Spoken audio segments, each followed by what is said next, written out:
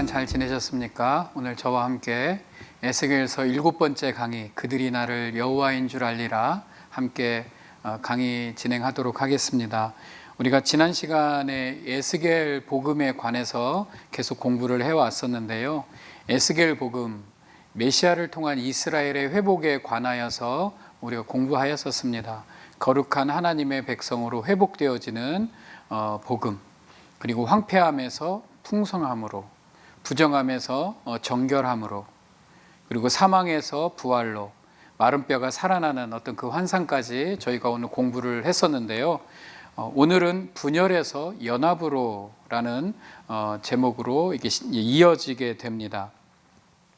우리가 한번 보면 분열에서 연합으로를 자세히 보면 예스겔서 37장 16절에서 17절에 이렇게 말씀이 나오죠. 인자야, 지난 시간에는 마른 뼈가 살아나는 그 환상을 보여주셨다면 이번에는 하나님께서 예스겔에게 명령을 하십니다. 인자야, 너는 막대기 하나를 가져다가 그 위에 유다와 그 짝 이스라엘 자손이라고 쓰고 또 다른 막대기 하나를 가지고 그 위에는 에브라임 막대기 곧 요셉과 그 짝 이스라엘 온 족속이라고 쓰고 그 막대기를 서로 합하여 하나가 되게 하라.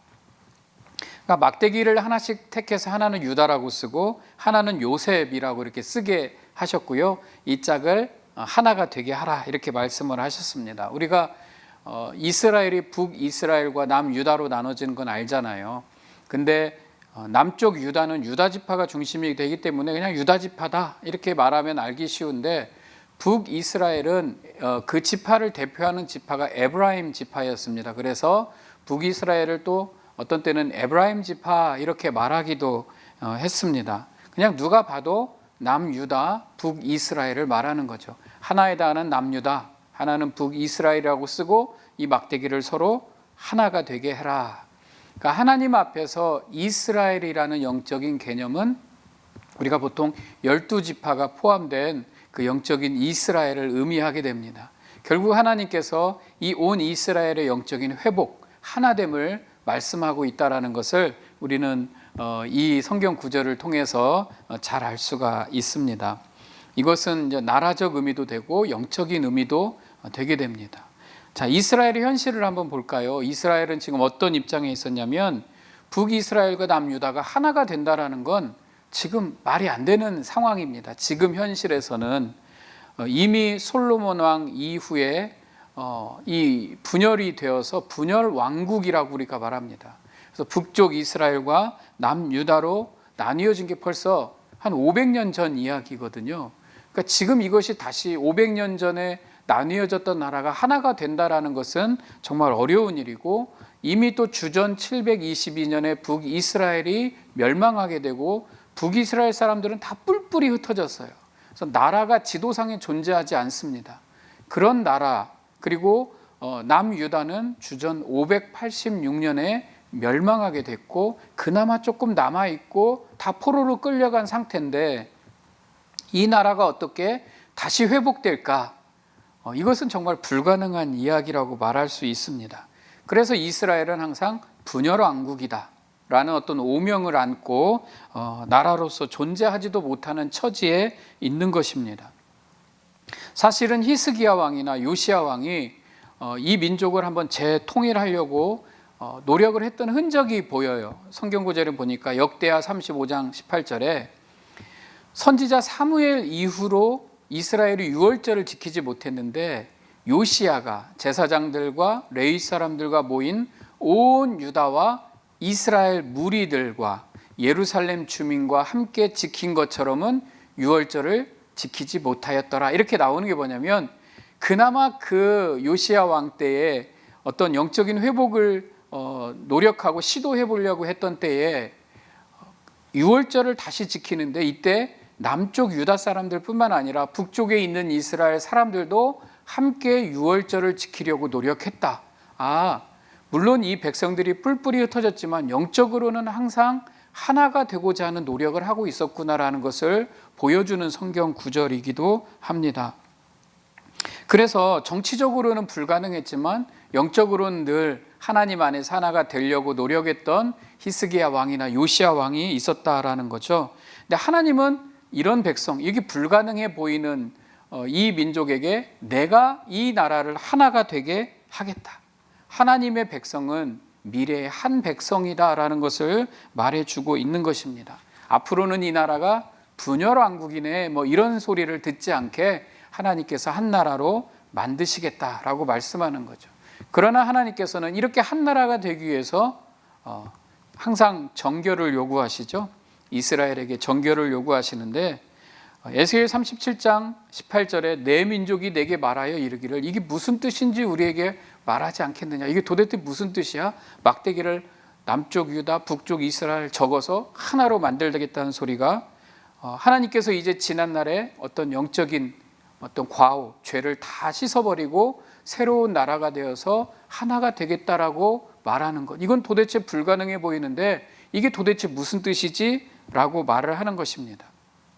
근데 사실 이 이야기는요, 지리적이고 어떤 민족적인, 어떤 유대 민족적인 회복, 해방 이런 것을 말하는 것이기보다는 조금 더 하나님 입장에서 신학적인 또 더 나아가면 교회론적인 이야기라고 말할 수가 있습니다. 어떻게 돌아가냐면 하나님께서는 이 백성이 하나가 될 때에 요구하시는 게 하나 있어요. 바로 그들이 그 우상들과 가증한 물건과 그 모든 죄악으로 더 이상 자신들을 더럽히지 않고 그 범죄한 모든 처소에서 구원하여 정결하게 한즉 그 백성이 내 백성이 되고 나는 그들의 하나님이 되리라. 이게 되게 중요해요. 그들은 내 백성이 되고 나는 그들의 하나님이 되리라. 언제는 그 백성이 아니었고 언제는 그 하나님이 아니었나요? 그러나 이것은 회복을 명하시는 거고 왜 하나님께서 이렇게 말씀하시는 것이 이제 계속 이 마무리되는 에스겔을 마무리하는 부분에 하나님께서 강조하시는 거예요. 너희가 비로소 진짜로 내 백성이 되고 내가 진짜로 너희의 하나님이 되겠다. 이런 표현이 계속 나오거든요.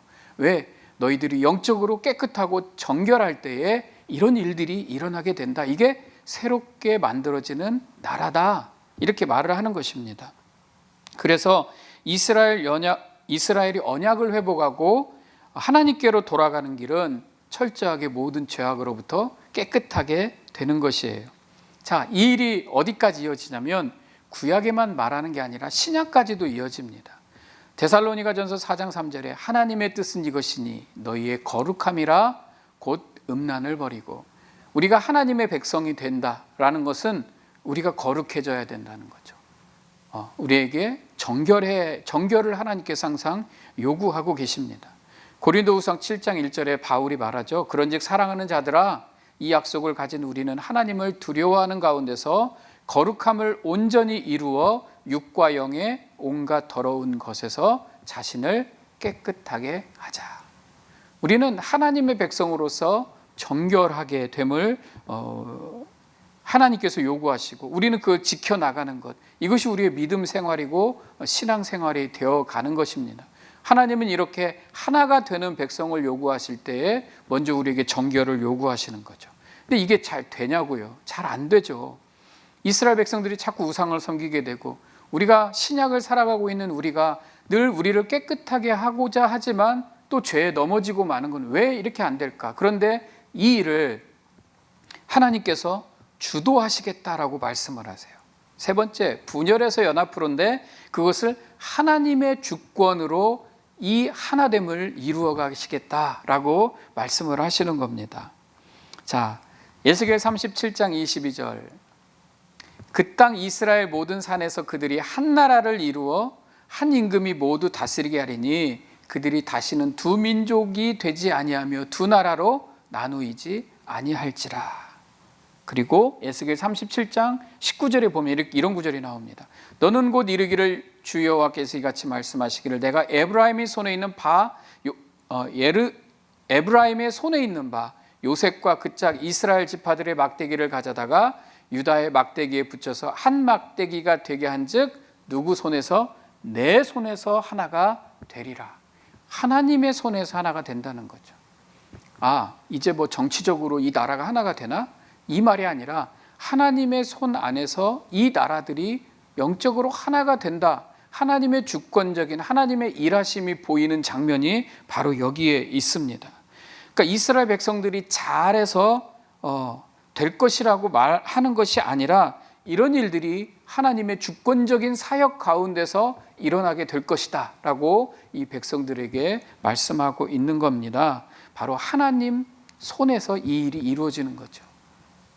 하나님이 회복시키시는 에스겔 복음과 또 하나님께서 우리에게 말씀하시는 모든 일들이 결국은 하나님의 주권과 하나님의 뜻에 따라서 하나님이 더 적극적으로 이끌어가고 계시다라는 거죠. 우리는 그것을 따라가는 거고 그 덕을 보게 되는 것입니다. 이스라엘이 사는 길은 경제적인 회복도 아니에요. 옆에 있는 강대국들이 도와주는 것도 아닙니다. 이 민족이 오직 살 길은 하나님 손 안에 있다. 역사하시는 하나님의 능력의 손에 붙잡혀 사는 것이 이들이 하나 되는 길이고 사는 길이다라고 말하는 겁니다. 이건 우리에게도 적용이 되는 것입니다. 근데 우리가 이제 이런 걸 가지고 많은 분들이 이스라엘이 정치적으로 하나 되고 그런 의미로 막 추구하시고 그런 것을 막 하시는데, 그러기 이전에 우리는 하나님의 손에 붙잡혀 사는 영적인 하나된 존재 그리스도인이라는 것을 하나님이 말씀하고 있음을 우리는 좀 깨달아야 알 것입니다. 왜? 하나님은 이 일을 통해서 교회론적인 이야기로 막 끌고 가시기 때문에 그래요. 바로 여기 나옵니다. 이스라엘의 현실을 보여주시고 정결을 요구하시고 하나님의 주권적으로 이 일을 하시겠다고 말씀하시면서 네 번째, 메시아의 통치와 하나님의 임재를 우리에게 말씀해 주세요. 메시아의 통치, 예수 그리스도를 말하고 있는 겁니다. 저 에스겔서 그때에 주전 500 몇 년도 막 이런 때에 이미 메시아, 오실 메시아 예수 그리스도를 우리에게 말씀해 주고 있다라는 거죠. 에스겔 메시지가요, 앞부분에 계속 심판 이야기하다가 33장부터 넘어오면서 회복을 이야기하고 갑자기 메시지가 팍 넓게 확장이 됩니다. 뭔가 우리에게 확 보여주는 그게 있는데, 그게 뭐냐면 오실 메시아, 영적으로 하나 되는 나라를 다스릴 메시아를 성경이 갑자기 적극적으로 이야기하고 하나님께서 적극적으로 에스겔의 메시지를 통하여서 우리에게 제시하고 계시다라는 거죠. 한번 볼까요? 먼저는 하나님의 임재입니다. 내 종 다윗이 그들의 왕이 되리니 그들 모두에게 한 목자가 있을 것이라. 야, 이거는 우리가 신약을 읽고 있는, 먼저 지금 에스겔서를 공부하고 있는 분들은 어렵지 않아요. 아, 다윗이 그들의 왕이 되리니. 다윗은 옛날에 죽었는데요. 웬 다윗? 예, 다윗의 자손 예수 그리스도를 말하는구나. 우리는 알 수 있죠. 그들 모두에게 한 목자가 있을 것이라. 아, 그 한 목자는 우리의 목자 되신 예수 그리스도다. 이거는 아는 것이 설명을 안 해도 다 아는 내용입니다. 자, 에스겔 37장 27절 28절에 하나님께서 말씀하시는 거예요. 이런 걸 제시하시면서 내 처소가 그들 가운데 있을 것이며, 내 처소가 그들 가운데 있을 것이며 나는 그들의 하나님이 되고 그들은 내 백성이 되리라. 아까 나왔던 구절이네요. 그들은 내 백성이 되고 나는 그들의 하나님이 되겠다. 내 성소가 영원토록 그들 가운데 있을 것이다. 이렇게 말합니다. 여기에서 보면 내 처소가 그들 가운데 있을 것이다. 이거는 원문으로 읽어보니까요, 내 처소가 그들 위에 있을 것이다. 하나님의 임재를 말하는 듯한 성경 구절입니다. 하나님의 임재를 말하면서 하나님이 너희와 함께 하시겠다라는 어떤 임마누엘의 하나님을 상징하는 듯한 그런 느낌을 우리에게 주는데, 성경은 바로 답으로 갑니다. 하나님의 임재, 하나님 임재하셨죠. 마치 이 땅에 성육신하신 그런 느낌. 그리고 예수 그리스도의 구원을 바로 우리에게 제시해서 알려주고 계십니다. 아까 그 처소라는 단어도 어떤 장막을 뜻하는 미시칸이라는 단어를 썼습니다.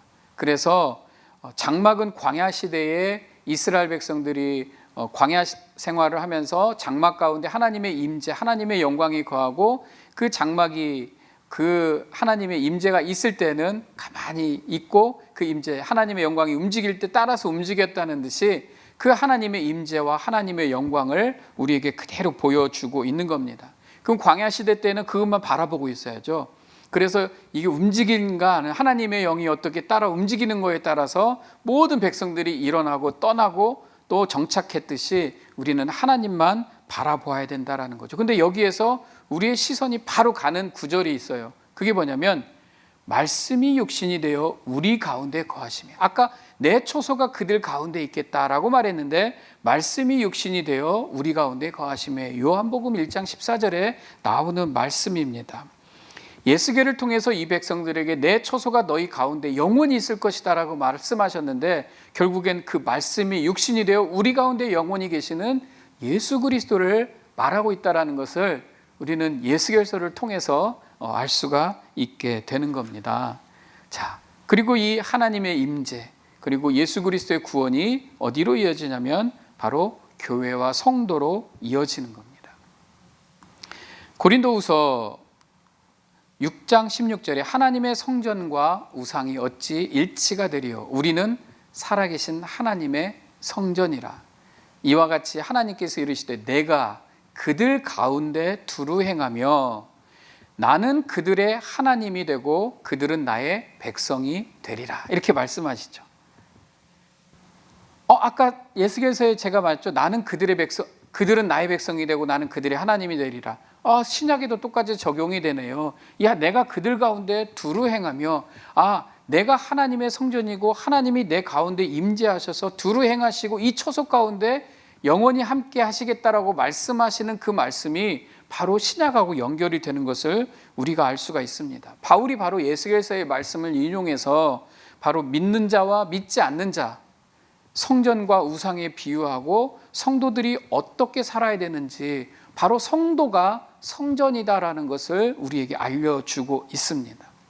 미래의 이스라엘이 회복될 때 하나님은 백성을 자신이 임재하는 성전으로 영원히 그들과 함께 교제할 것이다 라고 설명을 해주고 계십니다. 우리가 다음 시간에 배워야 될, 마지막 시간에 배워야 될 하나님의 성전, 새로운 성전이 나오는데 그때 조금 더 자세하게 설명이 될 것입니다. 하나님은 내가 이 백성들을 회복시켜서 내가 그들 가운데 거하고 영원히 거할 것이고 그들은 나의 백성이 되고 나는 그들의 하나님이 되리라. 이게 이스라엘, 정치적이고 물리적인 이스라엘도 해당이 되겠지만 바로 후에 오실 메시아를 통하여서 이 땅의 그리스도인으로 하나님의 성도로서 교회된 몸으로서 살아갈 성전된 저와 여러분을 말하고 있다는 거죠. 이 메시지가 여기까지 쭉 이어지고 있는 겁니다. 그리고 이 새 언약은 일시적인 게 아니라 영원한 것이다. 에스겔 선지자 메시지를 에스겔 복음이라고 표현한 이유가 바로 여기에 있습니다. 하나님께서 회복을 통하여서 우리에게 오실 예수 그리스도를 설명하고 있고 이스라엘의 회복에 대한 복된 소식이 담겨 있는데 그 복된 소식이 지금의 저와 여러분에 대한 소식이기 때문에 에스겔 복음 이렇게 표현을 한 거죠. 결국 이 복된 소식이 이 땅에 오실 메시아로 향해서 이어졌고 이 일은 누가? 하나님께서 주권적으로 행하시고 이루실 것이다 라고 우리에게 말씀해 주고 있습니다. 이 복음의 절정은 하나님의 영광이 회복되는 거죠. 이스라엘의 죄악으로 가리워졌던 하나님의 영광이 회복되는 겁니다.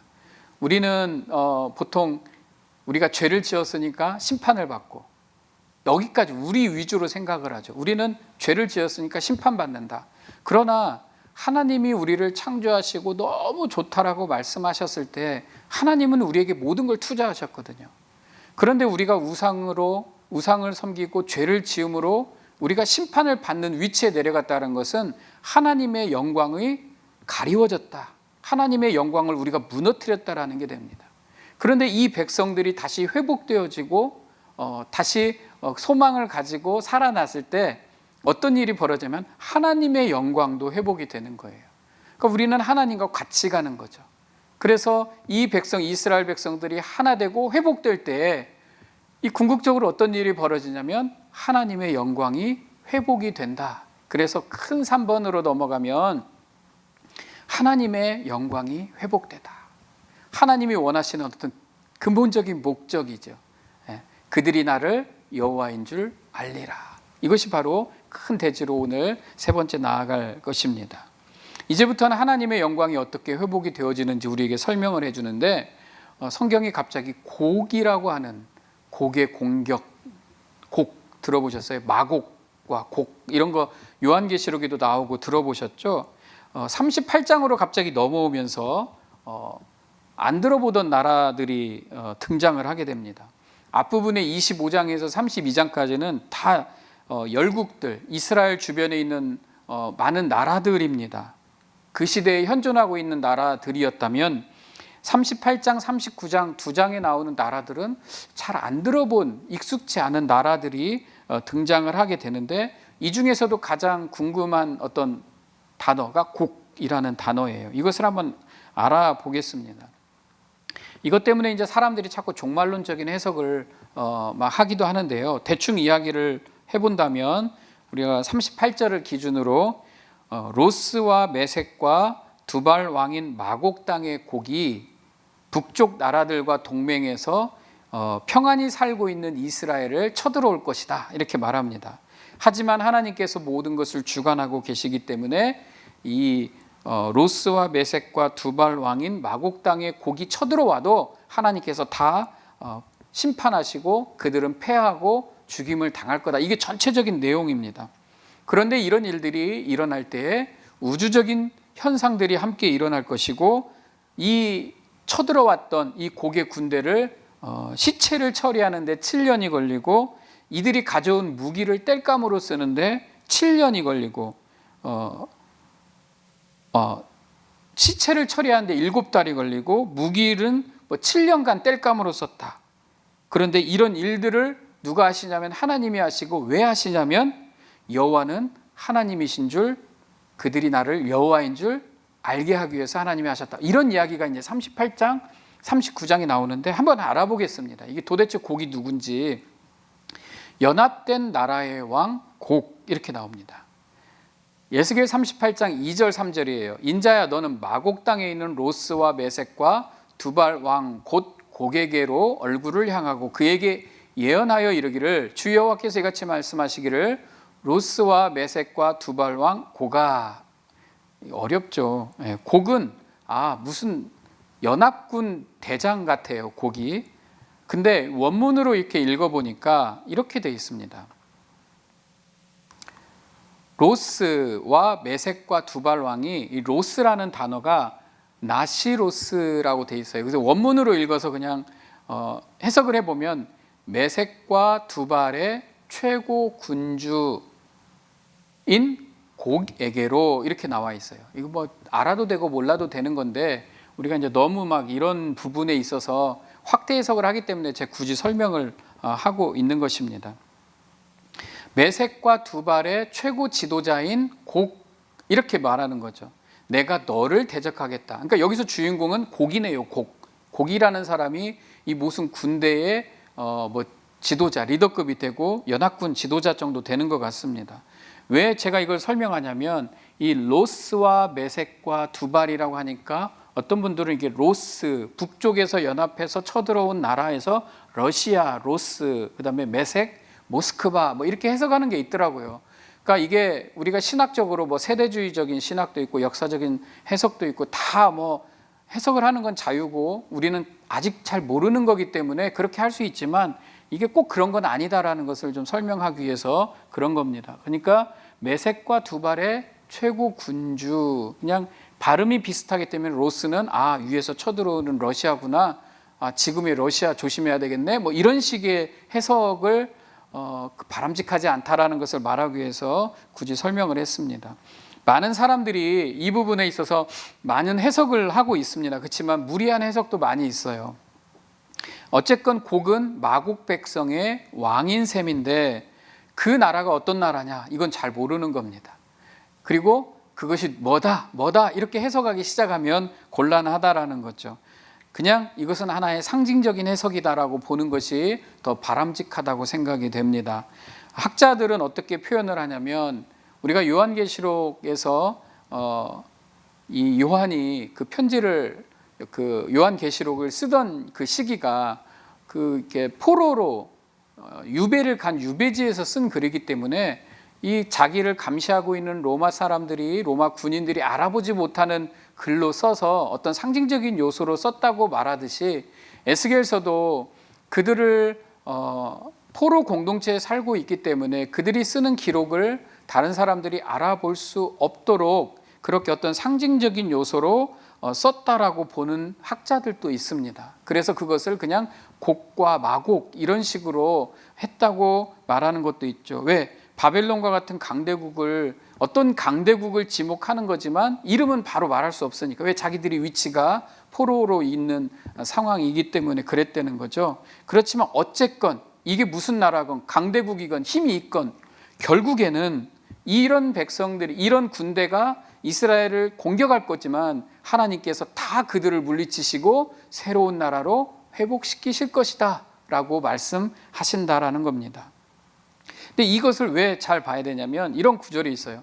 38장 4절 6절에 너를 돌이켜 갈고리로 내 아가리를 깨고 바사와 구스와 붓과 고멜과 도갈마 족속과 그 많은 백성의 무리를 너와 함께 끌어내리리라. 그러니까 위에서 뭐 연합된 군대가 쳐들어오니까 막 곡과 마곡에 이거 무섭네 이렇게 생각하지만 하나님께서 뭐라고 그러냐면 갈고리로 아가리를 꿰어서 끌어내리겠다 이렇게 말씀하시는 거거든요. 그러니까 우리는 이 말씀이 지금 어디를 포커스하는지를 좀 집중하면 좋을 것 같습니다. 여기에 이제 좀 나오는 구스, 붓, 고멜이라는 나라는 제가 강의 안에도 적었지만 바사는 우리가 페르시아라는 것을 바사 제국 많이 들어봤죠. 구스는 이디오피아, 붓이라는 나라는 나중에 리비아가 되고요. 고멜은 키메리안이라는 나라, 도갈마는 아르메니안 족속입니다. 그러나 이게 어떤 나라가 됐건 어떻게 불리건 중요한 거는 하나님께서 갈고리로 내 아가리를 깨고 끌어내린다라는 데에 포커스가 있는 거예요. 하나님은 와 너희들 무섭지 이게 아니라 걱정하지 마 내가 다 끌어내릴 거야 여기에 포커스가 있다라는 것입니다. 사람들은 이 구절을 지나가면서 곡을 좀 설명을 해야 되는데 우리가 생각을 해야 되는 게 20세기를 지나오면서 지금 21세기를 살고 있는데 이 기간 동안에 많은 성경학자들이 도대체 이 나라가 뭘까? 이 곡이라는 존재가 누굴까라고 생각을 했을까요? 안 했을까요? 네, 그들도 다 생각을 했습니다. 그래서 어거스틴은 이 곡을 로마 제국의 고트족으로 봤습니다. 로마 제국의 고트족이 너무 강했거든요. 그래서 아마 이 곡은 이 로마 제국의 고트족일 것이다 라고 이렇게 했어요. 그런데 또 시간이 지나고 루터는 안 맞았죠. 그래서 루터는 이 두려움의 대상을 터키로 봤어요. 터키는 또 위에 있잖아요. 북쪽에 있으니까 이 곡은 아마 터키 족속일 것이다. 그리고 20세기에는 와서 아니다. 이 발음이 좀 러시아가 있는데 로스 이 발음이 비슷하니까 러시아다. 이렇게 하고 나중에 나름대로 해석을 해놓은 게 있지만 어느 누구도 이 나라일 거야 라고 했는데 아니었을 때 책임은 지지 않았다라는 것입니다. 그러니까 곡이 누군지가 중요한 게 아닙니다. 역사에는 이 곡과 같은 강대국, 힘센 존재들이 많이 있었어요. 그러나 어떤 곡이 어떤 한 인물이다, 한 나라다 이렇게 특정 나라, 특정 인물로 꿰어 맞추려고 한다 보면은 여기서 굉장히 그릇된 해석이 많이 나오게 되고 오류가 발생하게 됩니다. 중요한 것은 이 곡이 하나님의 백성을 대적하는 어떤 큰 사단의 무리라는 것은 확실해요. 하지만 근본적인 것에 시선을 맞출 필요가 있는 건 뭐냐면 하나님께서 그 어떤 힘센 사단의 무리라 할지라도 하나님께서 갈고리로 다 꿰어서 끌어내릴 것이다. 하나님의 주권과 하나님의 위엄과 하나님의 능력이 여기서 나타내시는 겁니다. 그렇게 함으로써 모든 민족이 모든 열방이 내가 여호와인 줄 알게 될 것이다. 여기에 말씀의 포커스가 있게 되는 겁니다. 그러면 우리는 어디다 신경을 쓰고 살아야 되나요? 오늘을 살면서 야 어느 나라가 사단의 큰 무리래 뭐래 여기보다는 이 모든 것을 끌어내리시는 하나님의 능력과 하나님의 권능을 의지하고 살아가는 것이 우리의 몫인데 우리는 그렇게 하지 않고 살아가는 거죠. 항상 두려움의 대상에 포커스를 하고 있는 우리의 모습을 봅니다. 그래서 우리 이걸 통해서 하나님의 능력에 더 집중하는 저와 여러분 될 수 있기를 주의 이름으로 축복합니다. 자, 두 번째는 곡이 침입하는 시기입니다. 여러 날 후 곧 말년에 네가 명령을 받고 그 땅 곧 오래 황폐하였던 이스라엘 산에 이르리니, 여러 날 후 곧 말년 이렇게 나옵니다. 곡의 침입 이야기는 은유적인 의미를 갖고 있으면서도 동시에 하나님 나라가 완성되기 전에 일어날 어떤 영적인 환란을 예표하기도 합니다. 어렵죠. 뭔가 상징적으로 말하는데 뚜렷하게 알 수는 없는 부분이라는 겁니다. 그런데 이 일이 말년에 있을 것이다, 종말에 있을 것이다. 그런데 우리가 예전에도 한번 설명을 많이 했듯이 종말이라는 것은 저 끝날에 있는 게 아니라 예수 그리스도가 이 땅에 오신 날부터가 종말이에요. 초림부터 예수 그리스도가 다시 오시는 그 모든 날이 종말이라고 우리가 표현을 한, 말년이라고 표현을 합니다. 그래서 이 종말은 하나님께서 말씀하시는 이 초림과 재림 사이에 있는 어떠한 일, 그러나 우린 정확히 알 수 없는 그 일을 말하는 것입니다. 에스겔서 계시록 20장 8절에 나와서 땅의 사방 백성 곧 곡과 마곡을 미혹하고 모아 싸움을 붙이리니, 이 요한계시록에 나오는 장면입니다. 계시록에도 하나님을 연합해서 대적하는 자가 곡과 마곡 백성, 이런 식으로 표현이 됩니다. 그래서 결국 에스겔서 37장에서 새 언약, 하나님께서 새 언약을 주시고 이스라엘에 회복을 주시는데, 예수 그리스도께서 이 땅에 오시는, 메시아가 오시고 메시아가 가셔서 다시 오시겠다고 말하는 초림과 재림 사이에서 일어나는 어떤 일이라고 우리는 보는 게 좋습니다. 요한계시록을 제가 공부한 적이 있는데 세대주의적인 해석이 있고 또 히스토리컬, 역사적으로 해석하는 것도 있고, 이것을 통해서 전천년설, 역사적 전천년설, 그 다음에 또 무천년설, 여러 가지 세대주의적 전천년설, 이런 것들이 있지만, 이런 거는 이런 것보다도 우리가 지금 이 말하는 것은 무천년설에 관해서 그것을 기초로 해서 여러분들에게 설명을 두고 있는 것인데요. 그것을 다 우리가 이런 해석과 이런 해석과 이런 해석과 하던 신학적으로 우리가 이해하는 것보다 더 중요한 것은, 이 뭔가 곡이라고 돼 있는 나라가 쳐들어오긴 할 건데 이건 너무 수수께끼 같은 거예요. 나라도 수수께끼 같고 그 날짜나 시기도 수수께끼 같은 거라는 겁니다.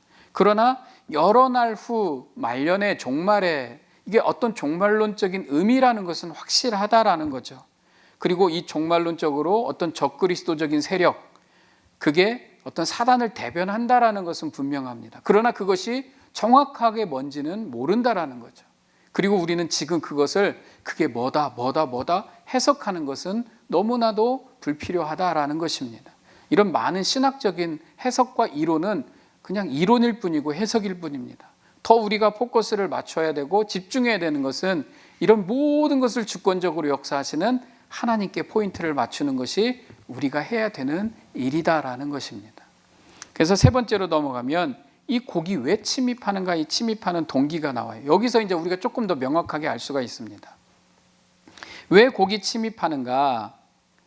말하기를 내가 평원에 고을들로 올라가리라. 성벽도 없고 문이나 빗장이 없어도 염려 없이 다 평안히 거주하는 백성에게 나아가서, 이스라엘이 피 흘리고 우상을 숭배하는 백성이었는데 새 언약 백성들은 하나님의 임재 안에서 평안히 거하고 있다고 합니다. 이렇게 평안히 거하고 있을 때에 이 땅에 주인이 없네 하고 쳐들어오는 존재들이 있는데, 그 존재들이 곡과 마곡이고 하나님은 이 곡과 마곡을 쳐서 물리치시겠다. 근데 왜 이렇게 하셨느냐? 왜 얘네들이 왜 쳐들어오지? 하나님께서 자기 이름을 드러내기 위한 일이라고 우리에게 말씀을 해주십니다. 구름이 땅을 덮은 같이 내 백성 이스라엘을 치러 오리라. 고가 끝날에 내가 너를 이끌어다가 내 땅을 치게 하리라. 하나님이 곡을 불러다가 이 땅을 치게 하셨다라고 합니다. 이는 내가 너로 말미암아 이방 사람의 눈앞에서 내 거룩함을 나타내어 그들이 다 나를 알게 하려 함이니라. 그들이 나를 여호와인 줄, 그들이 나를 하나님인 줄 알게 하려 하시기 위해서 하나님이 주권적으로 행하신 일이다 라고 말하는 겁니다. 이 표현이 어떤 표현이냐면, 하나님께서 마치 바로의 마음을 움직이셔서 이스라엘 백성을 괴롭히시고, 그래서 이스라엘 백성들이 출애굽을 하게끔 만들으셔서 하나님이 마치 바로를 쓰셨는데 내 영광을 위해서 바로를 썼다, 이런 표현하고 비슷한 것 같습니다.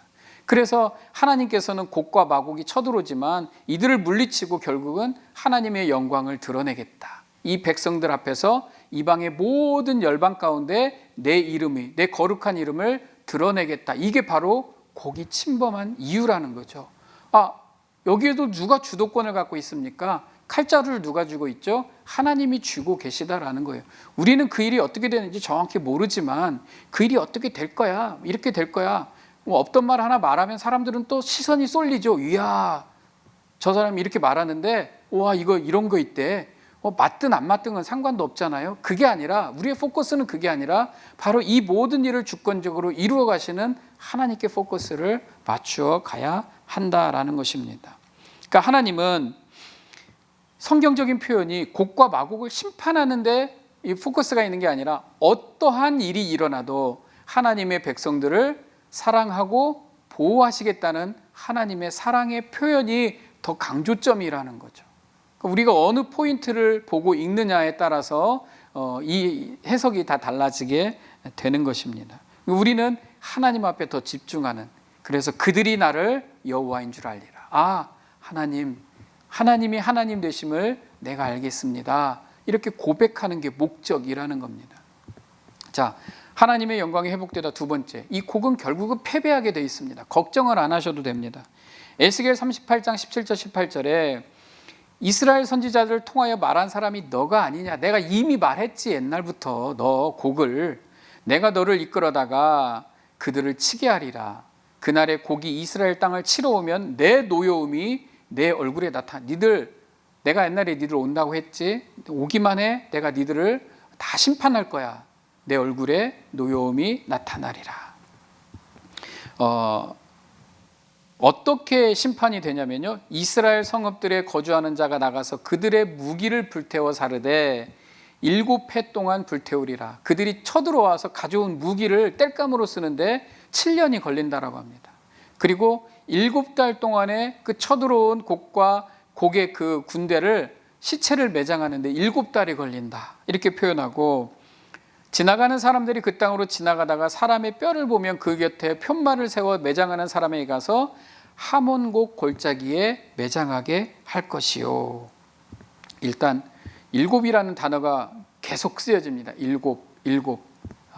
이것은 7해 동안에, 7달 동안에, 7달 후에 7이라는 숫자가 썼다는 것은 우리가 완전하다라는 것, 이 심판이 확실하다, 정말로 7개월이 걸리고 7년이 걸릴는지 모르겠지만 이 심판은 그만큼 확실하다라는 것을 우리에게 알려주고 있습니다. 그리고 하몬곡이라는 이 골짜기라는 뜻이, 이게 곡의 요란함이라는 뜻입니다. 곡의 요란함. 그러니까 우상 숭배할 때 요란하다, 이런 말을 쓸 때가 하몬이라는 단어를 쓴다고 합니다. 그래서 이 곡의 군대가 하몬곡에 매장되었다, 이 말은 이 존재들이 어떤 존재들이냐면 우상 숭배로 요란함을 떠는 인물들이었구나 라는 것을 알 수 있다는 거죠. 그러니까 성경은 이 하몬곡 골짜기에 매장해야 할 것이요 할 때, 이 인물들이 누군지 정확히 모르겠는데 우상 숭배로 요란을 떠는 존재들이다. 그 정도는 성경이 살짝 비추어 주는 겁니다. 우리 주변에 누가 우상 숭배로 요란을 떨고 있을까? 우리가 잘 봐야 되겠죠. 우리가 그런 부분은 잘 가늠을 해야 되겠죠. 우리 자신도 하나님 외에 다른 것을 섬기는 우를 범하면 안 되겠고요. 우리가 사는 이 세상에 우상 숭배로 요란을 떠는 존재들이 누군가, 우리는 주의 깊게 살펴볼 필요가 있다라는 것입니다. 하나님께서는 이런 곡과 마곡에게, 마곡 백성들, 그 마곡의 우두머리 곡에게 내가 질투와 맹렬한 노여움으로 말하였거니와 그날에 큰 지진이 일어나고 모든 사람이 내 앞에서 떨 것이며 모든 산이 무너지며 절벽이 떨어지며 모든 성벽이 땅에 무너지리라. 우리가 39장에 나오는 계속 이 곡이 멸망하는 장면을 성경을 읽어보면 괴기스러워요. 막 그날은 난리가 나겠네. 하지만 그날에 정말 이 일들이 하나하나 이루어지겠다라는 표현으로 그냥 막 그것을 하나씩 해석해 나가기보다는 그날의 곡의 멸망이 확실하다라는 거예요. 사단의 세력이 무리지어서 우리를 쳐들어오지만 그 사단이 심판받는 것이 확실하다라는 거죠. 이것을 상징적으로 우리에게 곡을 통해서 보여주고 있는 것입니다.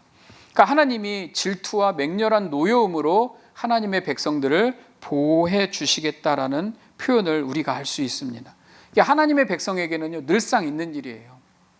이게 우리의 인생을 쭉 살펴보면 어떤 대적에서 우리에게 침범하려고 하는 어떤 사단적인 요소들이 우리 인생 가운데는 항상 있습니다. 그러나 걱정하지 마라. 내가 그들을 그들을 심판할 것이고 우리 하나님의 백성들을 지켜주시고 또 승리하게 할 것이다라고 우리에게 메시지를 주시는 거거든요.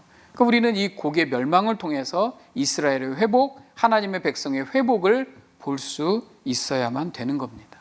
그래서 하나님께서는 이스라엘의 회복을 우리에게 말씀해 주고 계시는 겁니다. 예언서 같은 것을 읽을 때요, 우리가 이제 성경을 읽을 때 기억해야 될 부분이 있습니다. 뭐냐면 지금 에스겔서는 바벨론 포로 공동체에게 이야기하고 있는 거거든요. 우리가 너무 포커스를 벗어나면 안 돼요. 에스겔이 바벨론 포로 공동체에게 전하고 있는 메시지입니다. 즉 역사적 현재성이죠. 즉 뭐냐면 그 포로 공동체로 있는 유다 백성들에게 이 메시지에 도대체 어떤 의미가 있느냐라는 것이에요. 그것을 항상 잊어버리면 안 되고, 또 하나는 저와 여러분을 잊어버리면 안 돼요. 이 성경을 읽고 있는 21세기에 살고 있는 우리에게는 이 말씀이 도대체 어떤 의미가 있느냐, 이거는 역사적 현실성이죠. 이 나에게 어떤 메시지일까? 이 메시지가, 이걸 놓치면 우리는 성경이 말하는 거에 대해서 항상 종말이 온다, 준비해라. 근데 뭘 정확히 제시를 못하는 거죠. 그냥 종말이 온대, 무섭네, 준비해, 영적으로. 근데 뭘? 여기에서는 우리가 잘 해답을 못 얻습니다. 그러니까 바벨론 포로 공동체에 있었던 사람들이 에스겔서 메시지를 들었을 때 그들은 그들의 정결을 다시 한번 회복을 해야 되는 것이고, 오늘날 우리가 이 메시지를 들었을 때 오늘 메시지는 나에게 어떻게 적용이 되어서 내 삶 속에서 어떻게 하나님 앞에 더 포커스를 하고 하나님 앞에 정결할 수 있을까를 생각해야 되는 거죠. 그것이 아니라 저기 어떤 나라가 지금 막 사단에 물이고 어떤 리더가 막 적그리스도고, 이게 나에게 지금 어떤 메시지로 적용이 되느냐, 그러니까 그 부분을 항상 우리가 역사적인 것을 나에게 적용시키는 것에 좀 더 말씀을 읽는데 민감해야 된다라는 겁니다. 그러나 하나님은 분명히 말씀을 통해서 그 메시지의 목적지를 우리에게 분명히 알려주고 계세요. 그래서 하나님이 이 말씀을 이렇게 접으시면서 이 메시지를 턴을 하세요. 왜? 너무 종말론적으로 어려운 이야기를 막 에스겔서를 통해서 하시다가 다시 이 메시지를 그 청중들에게 싹 돌리시는 장면입니다. 그러니까 어떻게 메시지를 전해주시냐면, 내가 전에는 하나님의 얼굴을 가리웠으나, 이렇게 표현하시죠. 자, 에스겔 39장, 내가 내 영광을 여러 민족 가운데 나타내어 모든 민족이 내가 행한 심판과 내가 그 위에 나타난 권능을 보게 하리니 그날 이후에 이스라엘 족속은 내가 여호와 자기의 하나님인 줄을 알겠고, 이 모든 일들, 이 모든 하나님의 심판과 하나님의 권능을 통해서 이스라엘 족속, 하나님의 백성들이 하나님이 정말 하나님이시구나라는 것을 알게 된다라는 것이에요. 그런데 그렇게 하나님이 하셨는데 내가 그들의 더러움과, 그들이 그렇게 하지 않았기 때문에 그들의 더러움과 그들의 범죄한 대로 행하여 그들에게 내 얼굴을 가리웠었다. 하나님은 이 백성들, 자기 백성들에게 하나님의 거룩함, 하나님의 권능을 보여주는데 이들이 그 자기들의 정결함을 유지하지 못하고 범죄했을 때에 하나님께서 얼굴을 가리웠다라고 말씀을 하시는 겁니다. 하나님의 얼굴은요, 자기 백성을 향한 긍휼과 하나님의 사랑을 표현해요. 그래서 하나님이 그에게 얼굴을 향하사 하나님의 은혜를 베풀어 주셨다, 이런 표현을 하는데, 하나님이 그 얼굴을 가리우셨다라는 것은 이 백성이 당하고 있는 심판과 어려움 쪽에 내버려 두셨다라는 표현과 같다라는 것입니다. 그런데 하나님은 어떤 목적을 가지고 하신 일이지 그냥 무방비로 내버려 두신 것이 아니다라는 거죠. 39장 26절에 그들이 그 땅에 평안히 거주하고 두렵게 할 자가 없게 될 때에 부끄러움을 품고 내게 범한 죄를 뉘우치리니, 그들이 이런 모든 일들이 지나가고 다시 안정을 찾을 때에 그들의 부끄러움을 품고 회개하고 하나님께로 얼굴을 다시 향한다라는 것입니다. 이스라엘 백성이 다시 돌아와서 부끄럽다는 거죠. 우리가 왜 하나님을 못 알아보지? 하나님이 우리를 이렇게 하나님이 우리의 하나님이시다. 자기들의 어떤 모든 율법과 규율로 다 그렇게 하고 있으면서도 정작 하나님을 알아보지 못한 거에 대해서 부끄럽다. 그래서 회개했다라는 것이죠. 그 회개와 영적 회복, 새 언약 관계에서 하나님과 다시 그 관계가 회복됐다라는 거죠. 그때 하나님이 어떻게 하십니까? 다시는 그 얼굴을 가리지 않겠다라고 말씀을 하시는 거예요. 에스겔 39장 25절에 그러므로 주 여호와께서 이같이 말씀하셨느니라 내가 이제 내 거룩한 이름을 위하여 열심을 내어 야곱의 사로잡힌 자를 돌아오게 하며 이스라엘 온 족속에게 사랑을 베풀지라. 하나님이 사랑을 안 하셨던 게 아니죠. 이게 어떤 표현이죠. 하나님의 말씀의 표현입니다. 그들을 돌아오게 하고 회복하고 그들에게 다시 사랑을 베풀겠다. 그리고 이 말씀은 아까 말한 대로 그 포로 공동체에게 전해지는 말씀이에요. 다시 이 종말론적인 메시지에서 다시 이 현실에 있는 포로 공동체에 있는 이스라엘 백성, 유다 백성들에게 말하는 거죠. 이스라엘의 미래는 확실하다. 그러니까 걱정하지 마라. 이전에는 내가 내 얼굴을 가리웠지만 이제 다시는 이 얼굴을 가리지 않겠다. 그리고 이 일을 하나님께서 자신의 거룩한 이름을 걸고 맹세하고 계신 거라는 겁니다. 내가 다시는 내 얼굴을 그들에게 가리지 아니하리니 이는 내가 내 영을 이스라엘 족속에게 쏟았음이라. 하나님께서 새로운 영을 부어주셨기 때문에 이제 이스라엘 백성이 회복되고 하나님이 어떤 놀라운 일을 행하시겠다라고 말씀을 하고 계시는 겁니다. 포로 공동체에게요, 이 메시지가 전달됐다고 해서 당장 변화가 있었던 건 아닙니다. 그러니까 고레스 칙령이라고 하는 것이 538년, 주전 538년에 일어나니까 아직 멀었어요. 이 포로 생활을 하는 것은. 그리고 537년에 첫 번째 포로 귀환이 일어나고 또 몇십 년 후에 2차 포로 귀환, 또 세 번째 포로 귀환이 일어나지만 아직 이런 메시지가 니네들 회복될 거야. 앞으로 하나님이 새 언약을 통해서 메시아가 도래할 거야. 그러나 현실에는 아무것도 일어나지 않았습니다. 그러나 하나님께서 메시아의 도래, 성령의 부으심을 정확하게 이 백성들에게 말씀해 주고 있어요. 그리고 역사적으로는 이 백성이 결국 회복이 되어지고 또 영적으로는 이스라엘 포로 공동체를 넘어서 육적 이스라엘을 넘어서 영적 이스라엘 백성된 신약의 성도들까지 이 하나님의 회복의 메시지가 그대로 이어지고 있다라는 겁니다. 그 중에 포함된 게 바로 저와 여러분이다라는 것입니다. 하나님의 메시지죠. 이 다음 시간에 조금 더 자세하게 나올 거기 때문에 여기까지만 이렇게 좀 설명을 해드리는데 하나님은 분명히 회복의 메시아, 오실 예수 그리스도를 지금 계속 막 쏟아내고 있는 겁니다. 그렇구나. 에스겔 메시지는 오실 예수 그리스도를 말하고 있구나. 이것을 말하는데 여러분 에스겔이 머문 곳은 지리적으로 되게 좁은 곳입니다. 바벨론의 포로 공동체들이 모여 사는 곳이고 이 신분이 자유롭지 않기 때문에 멀리 돌아다닐 수도 없었습니다. 그렇지만 에스겔서 메시지는 온 세계를 품고 있습니다. 유다뿐 아니라 모든 나라를 품고 또 이스라엘을 위해서 행하셨던 그 하나님의 열심이 결국은 온 열방 가운데 모든 나라 백성을 위한 하나님의 일이셨다라는 것을 우리에게 알려주고 있습니다. 근데 에스겔서는 이스라엘 그리고 주변에 있는 열방 그리고 더 나아가서 모든 나라들 그 다음에 더 나아가서 다음 세대 Next Generation까지 이게 계속 넘어가는 이 메시지가 막 확장되는 것을 에스겔서를 통해서 볼 수가 있어야 됩니다. 에스겔이 말씀하시는 요점은 이런 메시지를 통해서 목적이 뭐냐면 열방이 모든 나라가 모든 사람이 하나님이 누구신지를 알게 될 거다. 이게 목적이다라는 겁니다. 왜 하나님께서 이렇게 사랑하는 자기 백성 이스라엘을 몰아붙이시고 포로로 끌려가게 하고 고통당하게 하시는지 이게 바로 내가 하나님이라는 것을 모든 열방이 알게 하시기 위함. 그래서 왜 그렇게 회복시키시는지 왜 그렇게 다시 돌아오게 하는지 그것을 이해할 수 있어야 됩니다. 그래서 결국 그 영적인 회복이 흘러서 오신 예수 그리스도를 믿는 저와 여러분, 신약의 성도들, 신약의 교회까지 그 영향력이 퍼지게 된 겁니다. 그래서 우리가 그 다음 세대요, 우리의 다음 세대에까지 그 영향이, 영적인 영향이 흘러가게 되어 있는 것이에요. 그래서 예수께서가 그냥 이 환상이 어떤 거냐, 이걸 해석하는 거에 너무 집착하다 보면 오늘 말씀이 뭘 말씀하시려고 하는지를 우리가 이해하지 못할 수가 있습니다. 그래서 이 메시지를 통해서 막 영역이 벌어지고 확장되는 이 느낌을 여러분이 가지시면 좋을 것 같습니다. 종말론은 우리에게 제시하시는 목적이 뭘까요? 하나님께서 하나님의 영광, 하나님의 위대하심, 하나님의 거룩하심을 세상 모든 사람들이 알고 인정하게 하는 것이 종말론의 목적입니다.